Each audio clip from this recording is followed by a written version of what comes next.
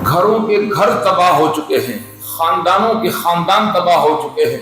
تایاؤں کو، چاچاؤں کو اپنے بھتیجوں سے کہیں حسد، کہیں بھتیجیوں کو اپنے تایاؤں اور چاچاؤں سے حسد، کہیں ماموں کو اور خالوں کو اپنے بھانجوں سے حسد، کہیں بھانجوں اور بھانجیوں کو اپنے ماموں اور خالوں سے حسد۔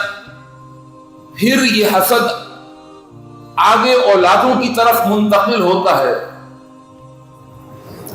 یہ جو آپس میں رشتہ دار ہوتے ہیں کہ یہ چچا زاد، یہ تایا زاد، یہ پھپھا زاد، یہ خالہ زاد، یہ جو آپس میں کزن ہوتے ہیں، ان کا حسد آپس میں،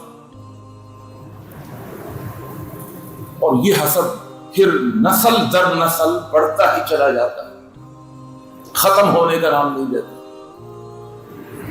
تاجروں کو آپس میں حسد ہوتا ہے، علماء کا حسد ہے، وہ آگے بڑھ گیا، اس میں تو اتنی اہلیت نہیں تھی، وہ کیسے آگے بڑھ گیا، اس کے فالوورز اتنے کیسے ہو گئے، وہ اتنی ترقی کیسے کر گیا۔